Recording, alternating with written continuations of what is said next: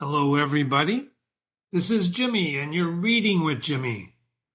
This is the Franklin's Tale summary, background, and interpretation. Hopefully, you read the Franklin's Tale with me, unless you jump started and go to the analysis, which I do not encourage. It's better to read the original tale first, so you can judge for yourself this analysis. I subtitle my analysis Forgiveness and Commitment. So what happened? Well, in the Franklin's Tale, a knight marries, and while he's away fighting, his wife is approached by a squire who loves her.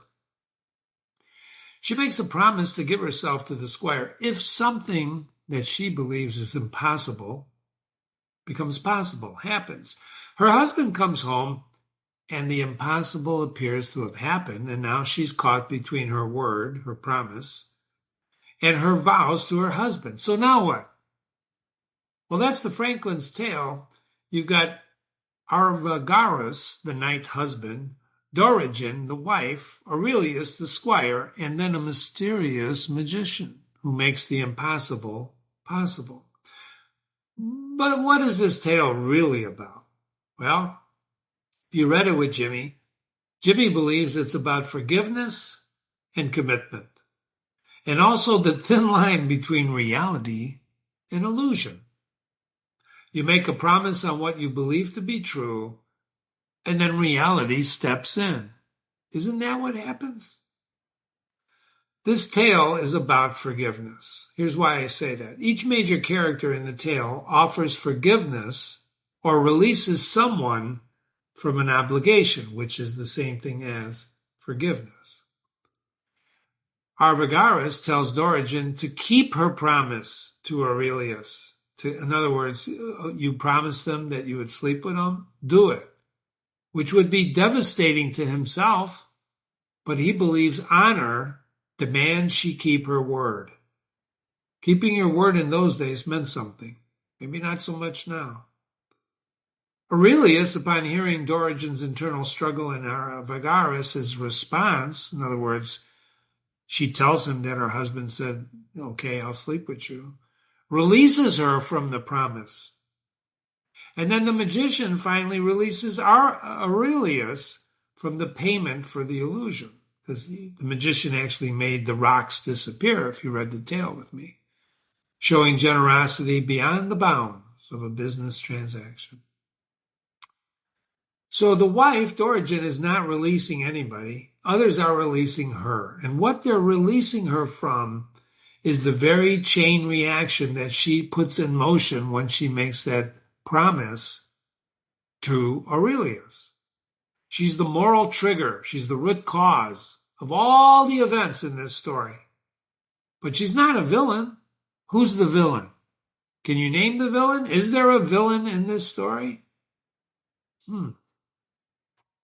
Dorigen isn't malicious. She makes what she believes to be an impossible. I will love you if you remove the rocks from the coast. Can you imagine that? Of course, when she said that, who can remove rocks from a cliff as a way to deflect the squire's advances? She assumes, and you know what you assume. You make an ass out of you and me, right? ASS, you and me. You ever hear that? Assumes. That the condition is untainable and thus it's safe. It's okay to say it because it's never going to happen. But then astonishingly, when her condition is met, she's caught in the trap of her own making. In a book that we'll probably read if we haven't already on this website, The Odyssey by Homer, Penelope, the wife of Odysseus, is besieged by suitors who want to marry her. Odysseus has been gone. He's gone 20 years. So they get tired of waiting. She's a wonderful woman. They want to marry her. And they presume this guy's dead. Her husband's dead. So they say, come on, he's dead. Quit mourning. And she doesn't want to marry anybody because she loves Odysseus. So to buy time, she tells them, I will choose one of you when I finish weaving my shroud. But each night she unravels the weaving that she did during the day in secret, ensuring that the task is never complete. Quite the cunning lady.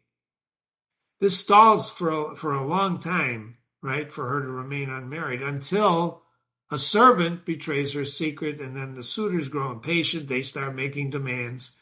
And it's a wonderful story. I don't know if I'll tell you the end. Penelope appears cooperative, but in reality, she's using illusion to preserve her commitment. Now, I'm going to talk a lot about illusion in this analysis because illusion is a part of all of our lives. We think we see something, and then we realize it's not there. You think you have a friend until the friend does something, and you realize, what the hell happened? I thought this was my friend. Have you ever had that experience? I thought this client was loyal to me. What the hell happened? Dorigen does pretty much the same, causes the dilemma unintentionally. But once she's caught, she doesn't try to squirm out of it. She confesses, seeks guidance from her husband, who tells her, keep your word. What kind of man does that? He's a knight. He should probably kill Aurelius, right?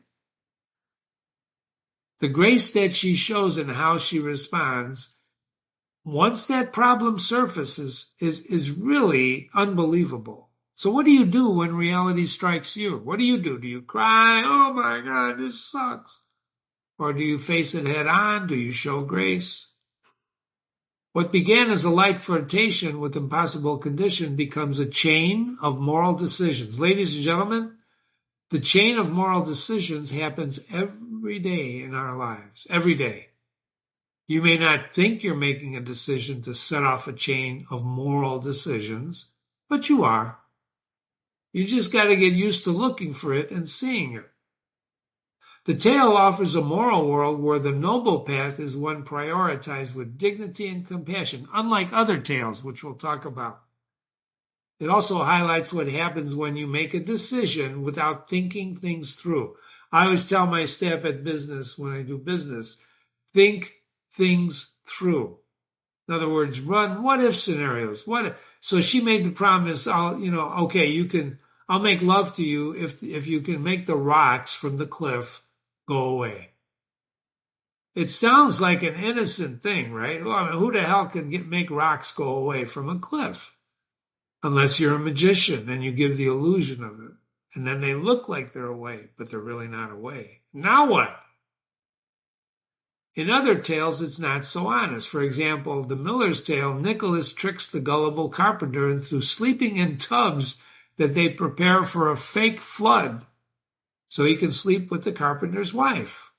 Ellison, I hope you read this with me. If not, go and read the Miller's Tale. Or the Reeves Tale, where two students, because they were cheated, right, by a miller, sneak into the miller's home and sexually approach his wife and daughter and sleep with them while the miller's sleeping. Very different. This is a very different tale than those tales. The Merchant's Tale, the wife cheats on her husband while her lover is in the tree above her. And when her husband's sight suddenly is restored, she lies to his face and convinces him, no, you're not seeing that. Your eyes are playing tricks on you. Don't forget, you've been blind for a while. So the Franklin's Tale is honesty is the best policy. I think. Maybe not. Jimmy at readingwithjimmy.com.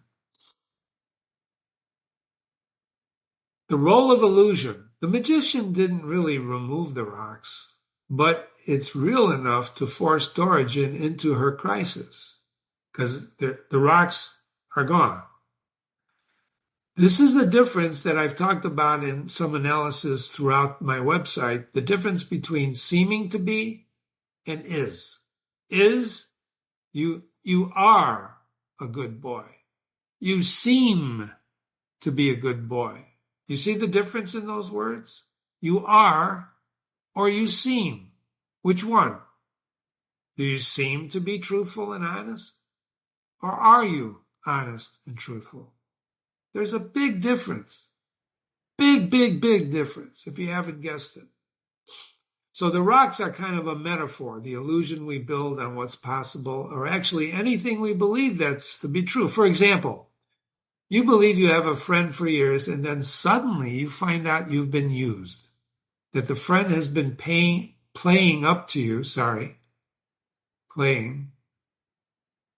playing up to you, pardon me, because you have money or a title or whatever. And when the veil is lifted, reality sinks in. These rocks in the tail are like that. Anything that is there, but we don't see for some reason, right? It's often happened to Jimmy. You think this is true, and then suddenly you realize, what the hell was I looking at? What was I looking at? Did my eyes deceive me, or was I just too stupid and didn't see the signs? I didn't take the hints. I didn't really want to know. This is all part of living, and that's what we're talking about in this tale. It's part of being human, of trusting. You trust people for 80%, 90%. You either trust or you don't.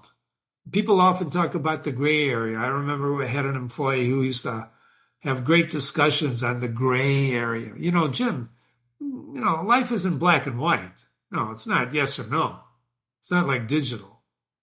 I hate to tell you this, ladies and gentlemen, but it is. It is. No, it's not. There's a lot of gray areas. We can discuss that. In fact, we should discuss that.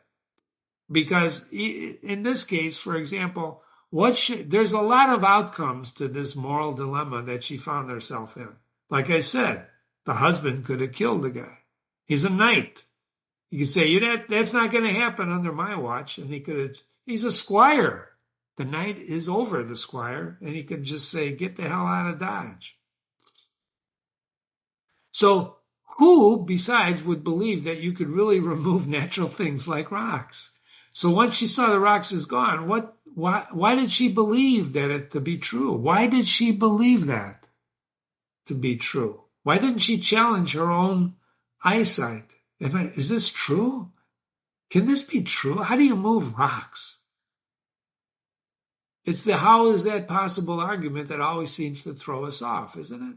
Dorigen thinks she's safe because her vow that the squire is impossible. But in the Franklin's tale, the impossible becomes possible, which happens every day to people. The impossible becomes possible, right? That diagnosis of the condition I had, it looked terrible, but yet now there's hope, and vice versa, right? And with it, the characters confront consequences of their own words. When you rush to judgment, that's what happens sometimes. You rush to judgment. You see something, and you rush to judgment, and then you realize, that's not true. I decided too fast. I didn't mean that. I didn't mean to call you a jerk. Think about that. Do we always see reality? You go to a dentist's office, he takes an x-ray of your tooth, he comes back in, and he shows you the digital output and says, you've got a cavity. How do you know? You got to trust them. You don't know. You didn't feel anything. You didn't see anything. When they took the picture, they left the room, right? With you and whatever device they're taking the x-ray with. If you're colorblind, sorry, I type fast sometimes. If you're, like Jimmy's colorblind, red and green. I can't see these colors. How do you get through life, Jimmy? Well, I've learned and I've trained myself to see what you see. And when people ask me, what do you see when you see these colors? I have no idea how to tell them because they have no basis of comparison. You need a basis of comparison, don't you? I mean, this is a beautiful story because she didn't challenge her eyesight, like the rocks were gone. So, but what it shows you is the morality. This is a morality story. What do you do when you make a commitment to someone? Think how strong your commitments or your beliefs are.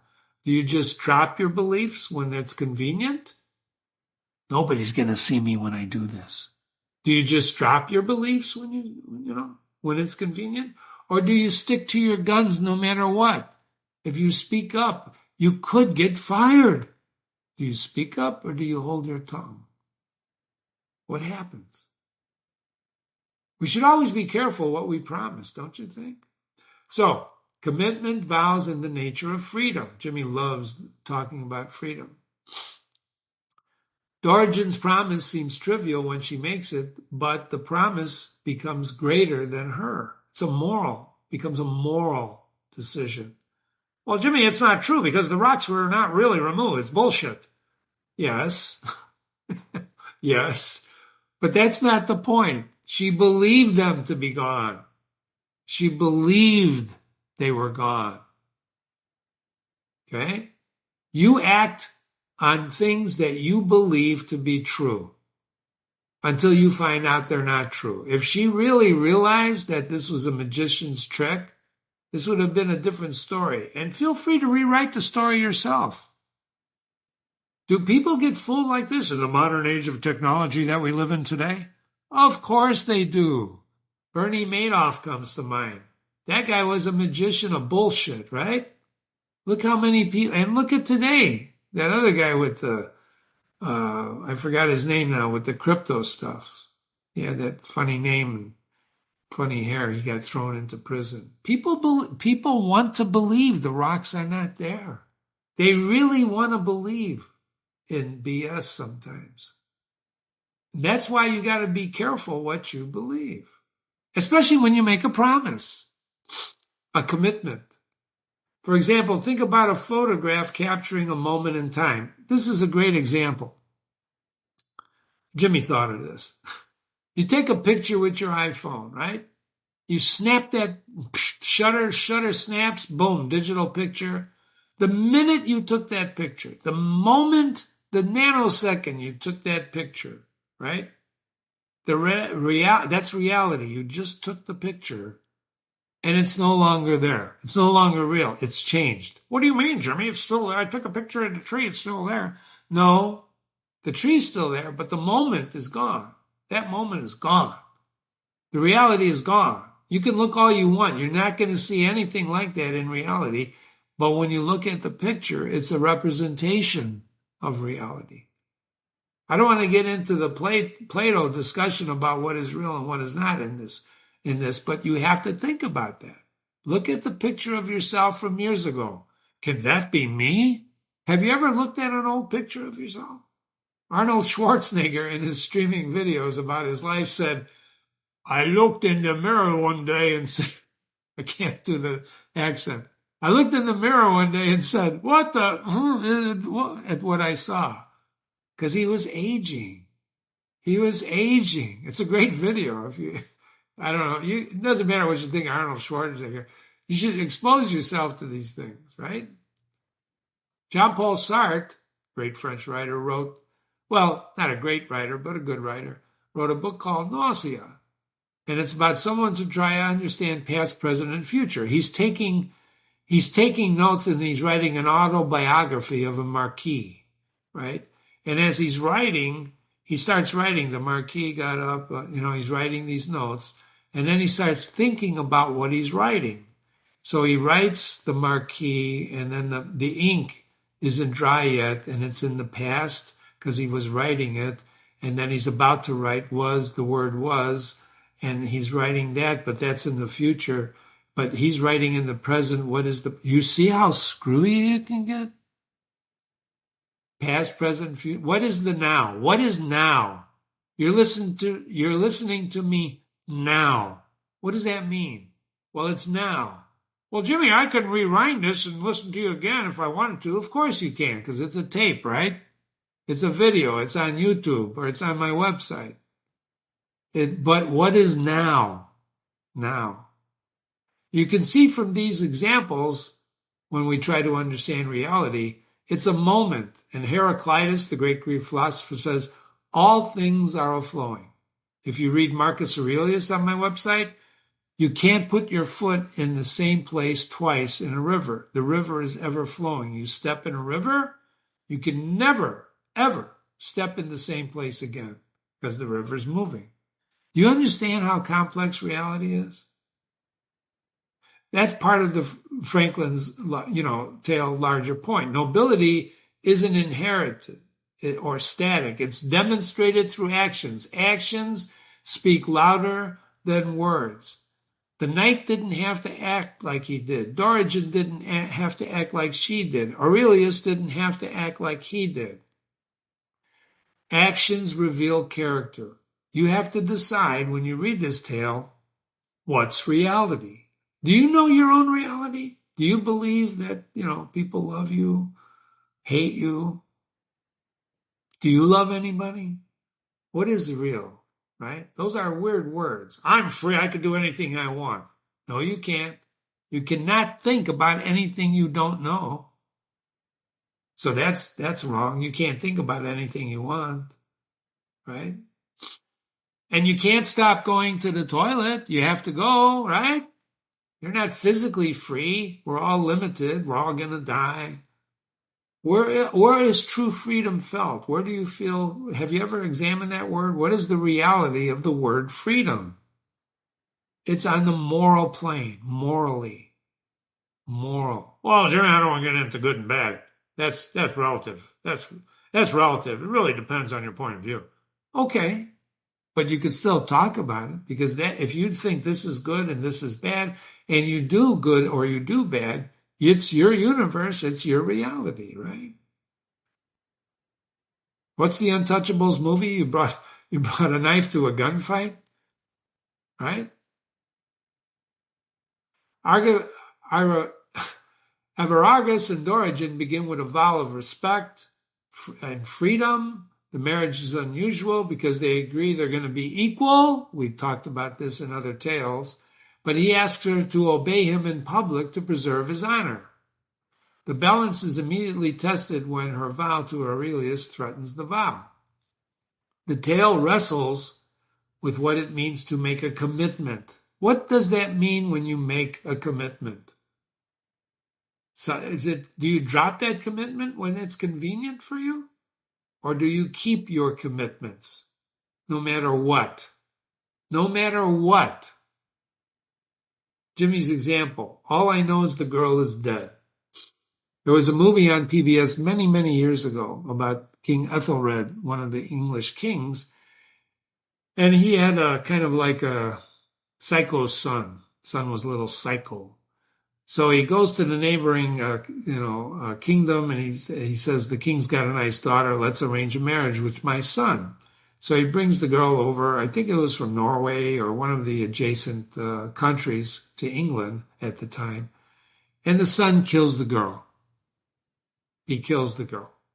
And so his father, Ethelred, goes crazy. He flips out, and he goes into a monastery, and the neighboring king invades England, and he's conquering England because they killed his daughter. The son killed his daughter. So in the scene that sticks in Jimmy's memory, one of the generals comes into the monastery and is talking to Ethelred and says, Your Highness, you got to get out there. You got to get out there. We got to rally the troops. We're getting slaughtered. We're getting the crap beat out of us. You got to get out there. You got to get out there. And he keeps trying to make arguments to get Ethelred out of the monastery into the field of battle to rally the troops. Until finally Ethelred is listening to him and just waving him nice. Finally he gets so ticked off, he screams, all I know is the girl is dead. It's all he knows. That's his reality. The girl is dead. And he doesn't go out. At least that's what I remember of the story. That became his reality, that his son killed the girl, and that's all he can't get over that. Have you ever had something you can't get over? That becomes your reality, doesn't it? So forgiveness in a world of what happens when the impossible becomes possible? Well, the Franklin tale, it's a layered meditation on human dignity. What is that? What is human dignity? It proposes true nobility lies not in keeping others bound to their promise. You promised me, but in knowing when to let go. This is Jimmy's rubber band effect. Pulling tension, right, on each side, or letting yourself be pulled. They have an unusual marriage, right? She promises to obey him publicly to preserve his status, but they're equal. They're equal, which is very different than the other tales. If you remember The Wife of Bath or The Merchant's Tale.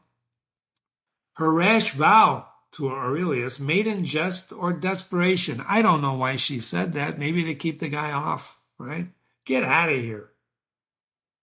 Reflects the illusion of control. She thought she was controlling the situation when in fact she played into the hands of Aurelius when he hires that magician. Her illusion creates that moral crisis. You're in a moral crisis every day of your life. No, I'm not, Jimmy. I play it straight. Well, good for you. But I don't believe that. I believe every day you're faced with decisions that amount to basically, do you keep your word? Or maybe you don't give your word. But do you keep your word? Or do you drop your word? The magician trick, right, stimulates truth to require the moral reckoning. So, from Arveragus to Aurelius to the magician, every character acts with moral grace. No one is forced to forgive. They choose to forgive. The magician forgives the debt. Aurelius forgives Dorigen from her promise. And Dorigen who was the guy who started all this? The husband. Arveragus. He said, no. You promised him. You have to keep your word. You have to keep your word. He doesn't blow up in a rage. He doesn't seek revenge. He says, you have to keep your word. I don't know many people who would do that. Do you? Do you?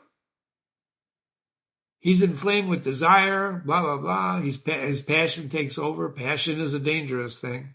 So this challenges the medieval norms of justice, honor, and reward. You remember the Knight's Tale, the first Knight's Tale after the prologue in the Canterbury Tales? These two knights fell in love with the same woman, but she never knew it until the end of the tale. She didn't want to get married. Read that tale. Most of these tales are about relationships between men and women, husband and wife, lovers. This is a tale that is absolutely relevant, these tales in today's society. That's why you should read the classics. They teach us how others lead their lives and how to lead our own. This is an important question, ladies and gentlemen. Do you keep your commitments? In a world where magic can simulate reality, hello, AI, hello? 2 years ago, I had a client tell me, Jim, 2023 is the last year we're going to be able to believe our eyes. The rocks are gone. Are they? Are they? Think about this. Magic simulates reality. AI simulates reality. I'm not saying AI is no good. God knows Jimmy uses it. But it's not reality. When AI tells me, Jimmy, I'm with you, and there is no I over there, it's programming. Nobility is not about social status or credit. It's about knowing when to forgive. Forgiveness, which is a very human trait. So what does this guy look like? What does the Franklin look like? What is a Franklin, right? He's not noble by birth. He's trying to be noble. He owns some land, but he's not a noble. So he's offering, so here's what he looks like. This is the first person narrator inside the story, the anonymous narrator telling us this. Franklin traveled in his company, whither never daisy petal be then his beard, whither could never daisy petal be then his beard. His ruddy face gave sign that he liked his morning sop of toast and wine. He liked to drink. He lived in comfort, as he would assure us, for he was a true son of Epicurus. Do you know who Epicurus was? Live, drink, and be merry, for tomorrow we die. Have you heard that? Live, drink, and be merry, for tomorrow we die. It's not what Epicurus said, but he was. A happy life was principle of tranquility and freedom. Study your Greek mythology. Study your Greek philosophy. Darn it. Only measure of perfect happiness was simply pleasure. That's Epicurus. You're an Epicurean if all you believe in is pleasure. Is that all you believe in is pleasure? Shame on you. By the way, you can't know pleasure without pain. What? You can't know pleasure without pain. If you've never had pain, I assure you, you don't know what pleasure means. How can you say that? Well, I'm saying it. The theory of opposites. You cannot know what no means. N0, no, no, zero. You can't know what no means unless you know what yes means. It's impossible. You can't know what a fork is unless you know what a spoon is. You can't. You need a basis of comparison. You understand what I'm saying? So it's impossible to know pleasure without pain. You have to know what pain is in order to know pleasure. So if you've never known pain, I assure you what you're feeling and you call pleasure is not pleasure. Such hospitality did he provide, he was St. Julian to his countryside. And you can look up St. Julian. His bread and ale were always up to scratch. He had a cellar none on earth could match, so he liked his wine, right? There was no lack of pasties in his house, both fish and flesh, and that, blah, blah, blah, blah, blah. And you can read this on your own. He presided at court sessions for his bounty and sat in parliament often for his county. So this guy is pretty well, right? He changed his diet for his better cheer. The partridge in his coops were fatter as cream. A well-wrought dagger and a purse of silk hung at his belt. Okay, so he's a pretty well-off guy, the Franklin, right? So we don't want to forget the anonymous narrator, and the Franklin is an easy storyteller. For questions such as these, he had no leisure. He jousted, danced, and labored for her pleasure. And so I leave them in their bliss to dwell, and of the sick Aurelius I will tell. You notice when he's telling the story, it's kind of easy. It's an easy tale. He's telling them, he interrupts himself here. You see this? This is an interruption. Notes how he says, I'll leave them in their bliss to dwell. Who's he saying this to? The other pilgrims. Remember, he's talking to other people. And the anonymous narrator is telling us what he said. Of these two you shall hear from me no more. In a conversation, that's a different than other tales, isn't it? Plot and Aristotle. You know, I always like to bring in Aristotle because he really helps us understand classical literature. Plot, character, diction, thought, spectacle. You can pause me and read these footnotes. They're very important. Plot's the most important. And the Franklin's tale is a complex plot. Complex plot. Why? Because there's reversal and recognition. Reversal and recognition. Who reverses? Aurelius reverses. The magician reverses. Dorigen doesn't reverse. She puts it in motion, but she's very happy to reverse, right? So it's a reversal of fortune and recognition. In this case, Aurelius learns of Arveragus' discussion, and so with Dorigen, and it has a reversal. I'm not going to sleep with you. Likewise, the magician has a reversal when he finds out why Aurelius didn't sleep with her, and he forgives his debt. So there's a couple of reversals right there. You've been reading the interpretation and analysis of the Franklin's tale. I hope you enjoyed this. This is a profound tale. It should make you think about what the hell you're doing with your life. Email me, Jimmy@readingwithjimmy.com, Jimmy@readingwithjimmy.com. By the way, isn't that beautiful? AI did that with my help. You know, AI is helping me with all my graphics. Jimmy's not an artist. Thanks for listening. Come again. Remember, you make moral decisions every day you're alive. You may not know it. But you do. So think about what you're doing and the consequences of what you promise. If you promise your mother to obey your mother and father, do it. Don't just, I'll do it when I feel like it. That's stupid. Take care of yourself.